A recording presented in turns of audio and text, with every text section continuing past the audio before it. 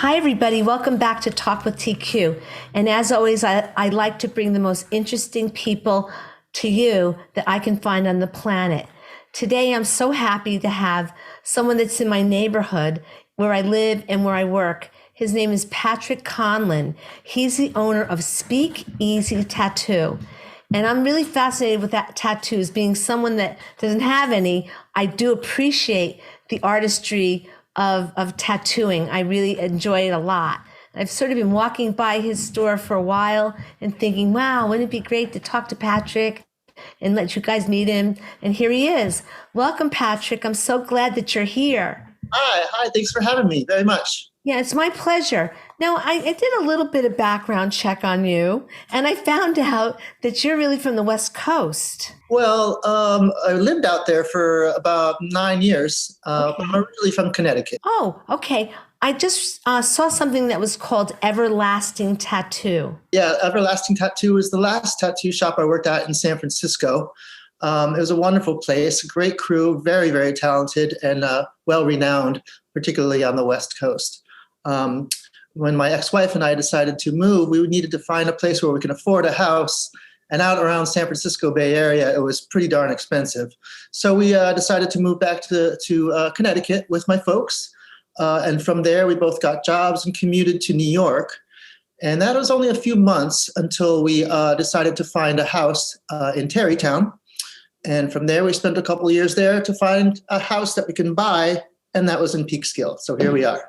Here you are. Now, I noticed that also that on the east side of Manhattan, you had a place, and in Graceland in Brooklyn.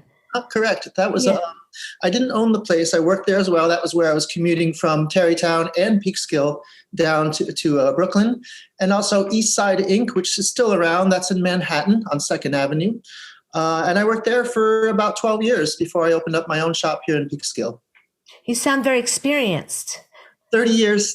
Wow, 30 years. Now, I'm always fascinated by tattoos. I have friends. I find that I'm sort of the minority in many ways, but especially when it comes to ink. The closest I've come to it personally is a henna tattoo that I had put on my hand and arm at a fundraiser because there was just someone there. I was so fascinated by just being able to look at these beautiful designs on my body. So when did you first get into tattooing? What fascinated you to it? What brought you to the business of tattoos? Well, it's kind of a funny story. I mean, I've always been into art since a child. I was going to college out in San Francisco, and I was being a busboy at a local restaurant. It's a kind of hip place in the Lower Haight, and a lot of tattoo artists would show up there, and I would befriend them, and they saw some of my work and said, hey, you should apply for a job at our boss's place. And I said, sure, why not? And I drew some flash, which is the small designs that you'll see on the shop, on the walls in the shop.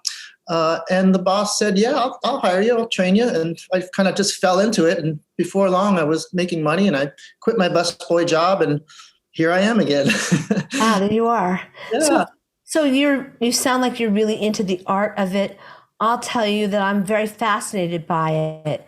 I have a friend, I think you actually know this person, who's always talked about, like, when you're ready, I'll escort you to the place if you want to get a tattoo. But I don't know if I'll ever be ready for that. You never know, though. For me, it's a matter of like how crazy I am at the moment. But tell me what made you decide that you want to put the art on skin.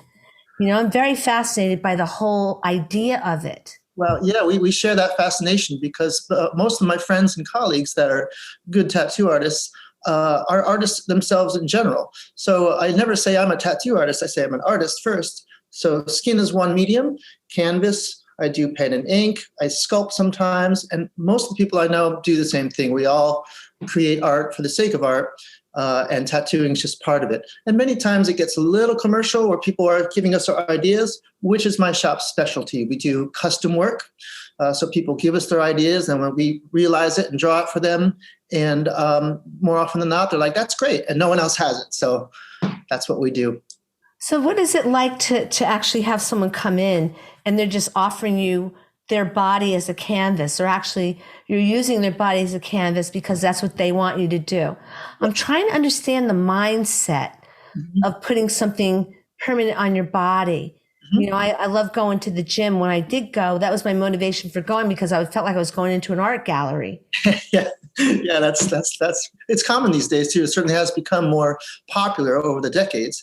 But what makes a person want to do it is because they just simply want to do it. It's a very unique medium that is permanent. And so when you're committing to something, you are committing to it. It's almost like jumping out of a plane or getting married or something. You're like, here we go. Out of a plane. Yeah, yeah, which I have not done yet. I'd like to, but you're standing there by the doors like, it can be like that. But most people that walk in through those doors have already decided they probably want a tattoo.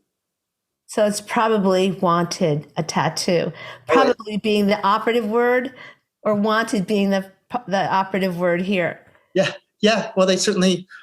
I mean, as soon as you open that door, you're like, tattoo. I'll just ask maybe how much it'll cost for, a little thing that I want. And, or some people are like, hey, I saw your work on my friend. I really want to get some substantial work done from you because I like your style, or any of the other artists in my shop.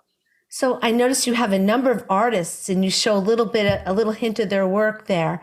Now, do the artists come with their own ideas? I imagine you have a template here and there.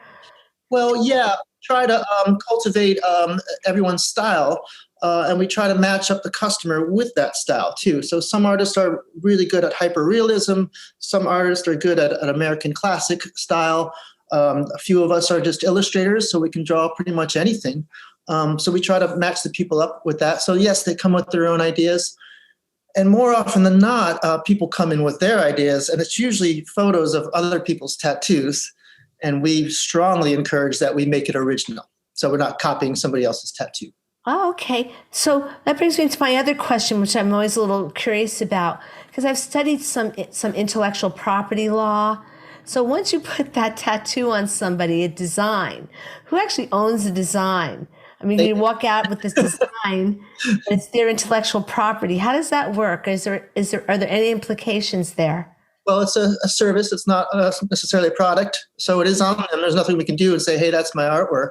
Um, there are some other tattoo artists that copy your work and stuff like that too. And we choose to call them out or not, but it's something that's not even worth the time. And I wonder about it too sometimes. I've never had a problem in 30 years doing Mickey Mouse or something. That's their artwork, but what are they going to do? Remove. Right. So it's kind of a unique niche in that respect. Yeah, again, when someone brings Mickey Mouse in, or a picture of a rose, or a picture of a tattoo of a rose, we say, hey, let us draw a new fresh rose that no one else has. Oh, And that's smart. yeah, it's just like, it's kind of nice. The customer likes that. Like, oh, this is my rose that I saw him draw up in person. So it's a nice thing. Rather than someone coming over and says, that's mine, and cut their arm off or something. I've seen some, that's not going to happen, Oh, I've seen some beautiful, beautiful work on people, and I've been told that it's an uncomfortable process for the person that's receiving the tattoo. I mean, how true is that? Because, you're not hurting for people coming in, letting you do this to them. no. It certainly is uncomfortable for anybody, period. Mm. What I try to recommend to my customers is your frame of mind. One, you're already walking in there, you want a tattoo. So if you're going to sit down and you're really nervous and you're scared and you're frightened of the sensitivity, then you're not ready. And if people are moving around or, screaming or something, I say, I can't tattoo you right now. And then they calm down and they get through it. And they get through it. Yeah. I've seen some beautiful work walk out that door. I mean, sometimes I'm there. I just remember a couple of times I passed by, I saw some beautiful work walk out your door. And you usually put something on top of it, like a plastic or whatever, but you can see through it. But so pretty, and the colors are so vibrant very often.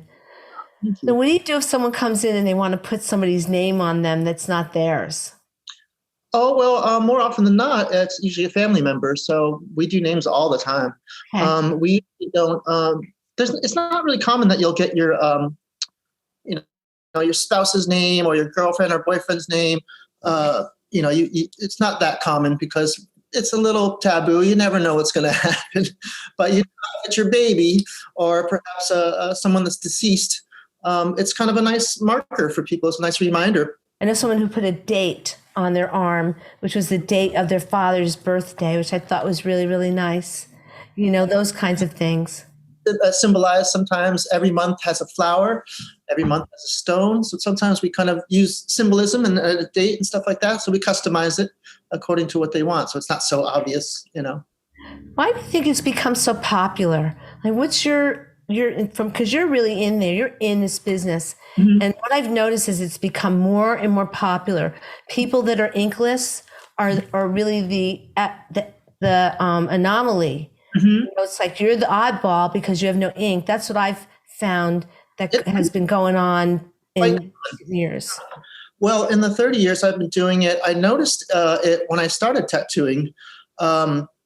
In San Francisco, it was kind of a big hub for lots of professional, very talented tattoo artists, well-known, well-renowned tattoo artists. And I remember my mentor telling me, he said, I think he just hopped on the caboose there because this is going to start rolling. And it was the advent of customizing tattoos. It was no longer in the 80s when you looked up on the wall and you chose Porky Pig or something or whatever, kind of tattoo was up there, a dragon. Now people are artists, true artists are making their own designs and putting those on the wall and say, that is cool. I've never seen that. I want to get that tattooed. So that was early 90s, starts rolling. And then more and more people are tattooing, right? Because it's just cool.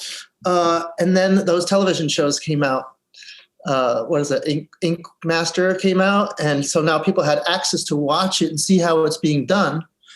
And become a little less fearful of it. Like it's, the mystery of the tattoo shop back in the, the 80s and 90s, like don't go in there. It's just bikers and sailors and, tough guys.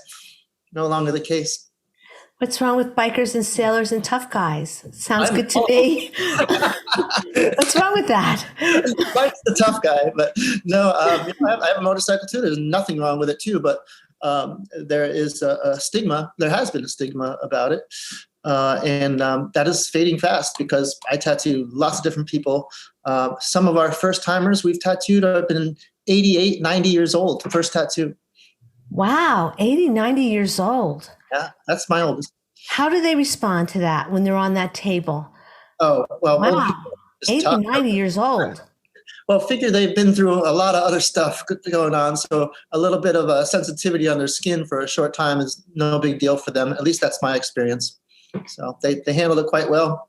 I guess at that point, it's time. It's like they're about, I want to say they have one foot in the grave or something like that. But, it's like, what do they got to lose, living the dream? Yeah. Well, back to the name thing, too. The oldest guy, 89, I tattooed. He had a tattoo from 1940-something. He was from World War II. He was in the Navy. And he had on his forearm his wife's name with a heart. And then he said, I just want to put RIP because his wife had just passed. So I cleaned it all up and put RIP underneath. And I was like, are you okay, sir? He's like, just get on with it. He's a tough guy. And he got it done. And it was, it was really touching that he did that. It is touching. So what do you mean when you say you cleaned it all up? Oh, oftentimes as tattoos age, I think we've all seen them. Mm-hmm. They get kind of blob out. The skin tends to not hold the pigment as well, which is a reason why we try to encourage to make it bold. They say bold will hold. So we try not to get too tweaky with it. So you'll see it when you're older. Oh, okay. Yeah. So it won't fade. Right. Yeah. Mm-hmm. That's interesting. I mean, I'm very fascinated by the fact that it is so diverse that you're telling me like an 80 or 90-year-old person is coming to you to get their first tattoo. Yeah, it's incredible. And another thing that happens is I do a lot of touch-ups, clean-ups, and cover-ups. And these are usually kids that have gotten tattooed in their basement with their buddies and, they're 16 and it's just horrible. So I got to clean it up, so to speak, or I'll do that too. There are some amateurs out there that you've probably dealt with the remnants of that. Absolutely. Yeah. It's a nightmare. I'm wondering, I'm sure you have some kind of license to do this. Because you're actually touching the skin. I know it's not like you're just like going in and burning it right on there, you know? we're required in Peekskill to have a license and forms of universal precautions in terms of handling bloodborne pathogens and whatnot. So yeah, that's a requirement. So how was it for you during early COVID? We had to shut down, and we ended up selling a bunch of artwork and T-shirts and stuff too to keep us floating. Our landlords were forgiving enough with the rent, so we were able to open up as soon as possible. And of course, everyone was really itching to get a tattoo. So once it was safe for us to do, we opened up and we observed all precautions, and we would limit the amount of people that were in the actual shop itself. And now we're back up to full capacity, and the artists wear masks, and the customers, it's optional for you. You went back after COVID, after they kind of released all the problems, and so you sold T-shirts in between. I imagine that was popular, I bet. Yeah, it worked out pretty well, and people were really wanting to support us too. They didn't want their tattoo shop to close, so we got tons of support from the community. You're kind of beloved in Peekskill, New York. I noticed people like you. Oh yeah. Yeah. Oh yeah. And people say really, really kind things about you. And I don't know if they know what you do. They know what you do. But I think that I can imagine that in doing this art of doing a tattoo on skin, okay, that someone would have to be particularly sensitive, which is why I think why artists kind of gravitate to it. Not certain what you mean. I'm sensitive to like the whole idea of touching and actually putting something on them that is so meaningful that the person feels sensitive about the image itself. Yes, I see your point now, and we try to treat everybody that it is a special thing for them. To us, it's just fun and normal, and it's another day at work that we really enjoy. But yeah, we have to keep cognizant of that people are coming in and you're changing them forever. So it comes back to us that it's such an honor that you let us touch you. It's very intimate, and we have changed you when you walk out the door. So yeah, it's our permanently changed. Permanently changed, absolutely. There you go. That's the thing that I think it's I don't know what word to use. Sometimes I want to say it's a stunning idea. Just the whole idea of it just kind of like makes me go like this in my brain. Just the thought of doing something like this, I see it as a very spiritual process from where I sit, being a visual artist myself. So artists may come to you and present their own work, that they want to present to you as something that they can do in a tattoo. So how often does your phone ring for that? Oh, all the time. I mean, we encourage a collaboration. That's usually our best work. Like, I have this cool idea, but I can't draw.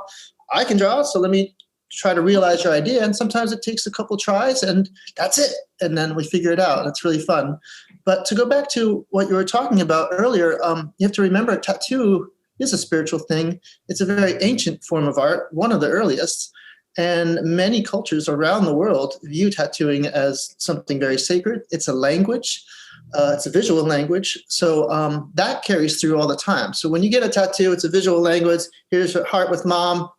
Pretty understandable, and it's special to that person. So, or you get tattooed with your friends, and you all have the same one. So you're kind of in a little club, and that's special to them as well. Or in many cases out in the South Pacific, it's a tribal thing, and it's another language, and there's a ceremony, there's a ritual about it, and it's quite a beautiful thing. I think of the ancient Egyptians. I don't know if they tattooed, but there's just something about like reading about them and seeing people depict pictures of them. I can imagine they might have been into it back then. I'm thinking, just to digress a bit, I'm thinking about like celebrity tattoos. And I remember when Mike Tyson, the boxer, put a big tattoo on his face, and everybody was like shocked. Yeah, it's iconic. It's a really incredible, iconic tattoo. Do people ever ask for that? I want the same one. I've never had anyone ask me to do the Mike Tyson. I've had a lot of people ask me to do the Rocks tattoos, which is kind of goes back to the Polynesian South Pacific tattooing I was speaking about earlier. That he is Polynesian, and that is something that is from his culture. and he's a handsome guy. He's all muscly too. So you get a lot of guys coming in and, asking for that. And I say, no, it's kind of cultural appropriation. I can design something that looks sort of like that and have something new, but I won't do the rocks tattoo. That's silly to me. Yeah, it wouldn't be. I wonder if it would be, I'm just wondering out loud if it would be considered plagiarism if you did that. But what are they going to do? Cut the guy's arm off because he's wearing it? Nah, can't do that. I wouldn't do it. And I bet there's a bunch of people walking around with his tattoo on it. And yeah, in a way, it's plagiarism. But it's I respect that. I respect the culture of it too, and it was done in that way. And then there's certain other ways to tattoo other than machines. So there's some beautiful. I've seen Samoan tattooing done at tattoo conventions, and it's beautiful. It's a beautiful thing. You're very mindful. Try to be. No, you are. You're very mindful about it. It's just I'm just very fascinated by the whole idea of the tattoos. People are probably watching this saying, TQ's going to get a tattoo. It's just a matter of time.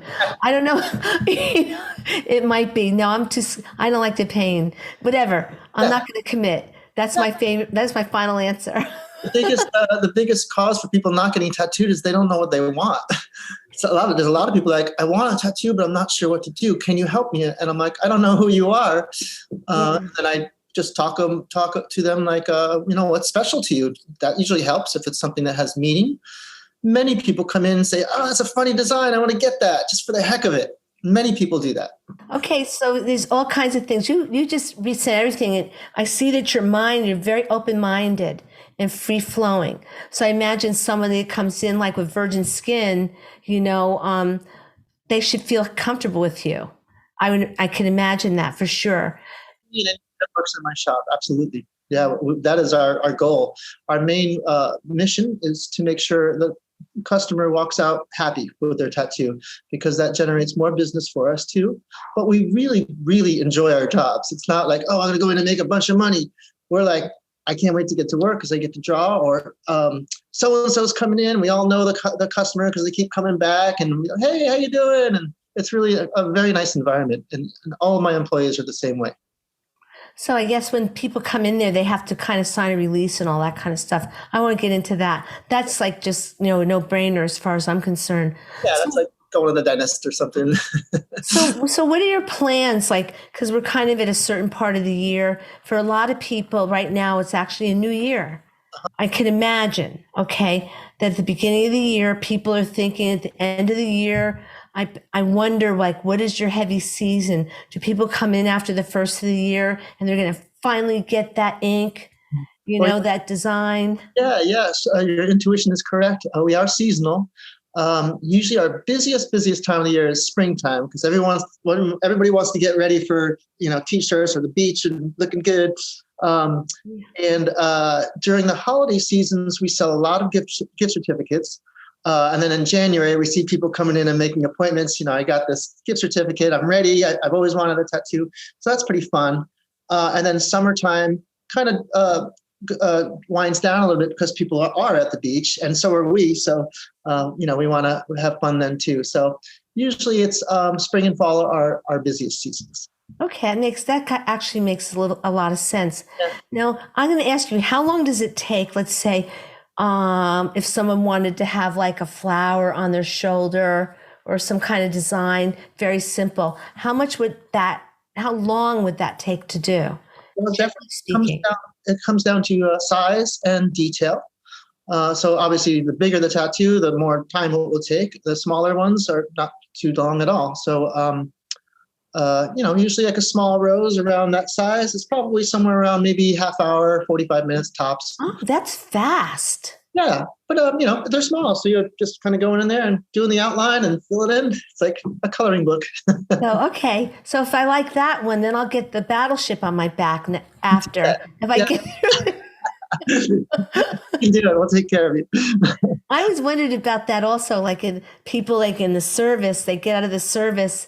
I think it's I don't know if this is cliche or not. You think of a Navy person. I mean, I know people that have been in the Navy, and I'd say of the people I know that have been in the Navy, I would say probably 2/3 of them have some kind of tattoo somewhere. Sure. And So, even be while you're, in service. They travel quite a lot. So some people collect, like, oh, I got one in the Philippines, I got one in Japan, wherever. I mean, there's tattooing everywhere. So that's a common thing with the Navy folks. And yeah, we got West Point. We have Camp Smith. They come into our shop all the time. Camp. Oh, really? Yeah. Okay. Oh, yeah. So you're popular. You're popular with the soldiers. Yeah, That's a absolutely. good thing. Yeah, There's nothing like a man in a uniform with a tattoo. yeah. It goes back to our, try to do a good job, and more people come back. So, you tattoo a couple of cadets, they go show it off to their buddies. Oh, where is that? We have a couple more. We tattooed Fun. a rugby team one time. You had a rugby team Rugby team, from Ireland. I don't know where they're from. I think they're American rugby team. Mm-hmm. They all got the same team logo or something. It was pretty cute. That is nice. That's interesting. It was fun. No, that's like really interesting. I'm like just like really feeling like in awe. I am. Yeah. Only because I like to look at them, but then, I have a friend, actually, he actually removes tattoos so he can get new ones. But that's another subject for another time. Yeah. And he says, because people want to take it off and put a new one on there. So Sometimes the first one's not so good, and they want to, like I said, would do cover-ups or adjustments, to make it look a little nicer. So I imagine someone can book an appointment through your website, which is? It is nyspeakeasytattoo@gmail.com. We're working on the website now too, so that is our email. But the website is under construction. We're almost done with it, and it's going to be pretty slick. So that should be the next couple of weeks. Okay, so we should look out for it. I'm excited for you. Yeah, thank you. It's NYSpeakeasy Tattoo. The other thing I wanted to point out to you that you were talking about it being so fascinating, people always ask me, what's the weirdest, craziest tattoo you've ever done? And my usual answer is, who's the craziest person you've ever seen or met or anything like that? So what's lovely about our shop is it's very diverse. You get the tattoo that you want to get, and people as beautiful or as crazy as people are, so are their tattoos. So there's no There one. you go. So the tattoo is unique to who you are. That's the ultimate thing. Well, thank you so much, Patrick. You're just a delight to talk to, I have to say. Absolutely. It's the first time I've ever had a chance to talk to you at length. Well, come by anytime. You don't have to get tattooed. You come and say hi. Yeah, I would definitely, because I do have a thing for it. It's more, I'll be honest, it's more my own lust to look at someone else's artwork on their body. I'm fascinated by it. Most of my friends have tattoos. I'm the only one that does, one of the few that doesn't not have one. But I think that might change. That'll probably change. I have a feeling that's going to change in my future to an extent. I'm going to hold off on the battleship on my back. All right. Well, I'm all for it. You're up for it. I bet you are. I'm sure you are. But thanks so much for coming to the show and talking to us. And I'd love to have you back again, maybe, around the first of the year or something. You can talk about, what's going on with you. Because I could go on and talk to you forever. But thank you so much for coming in and appearing on the show. And I wish you all the luck. And I encourage people to go to Speakeasy a Tattoo for your tattoo, because it's a really cool place. It's on Division Street, 25 Division Street in Peekskill. And I'll say to the audience, bye-bye, and I'll see you again, Patrick. Thank you. See ya. Great. Bye. Bye.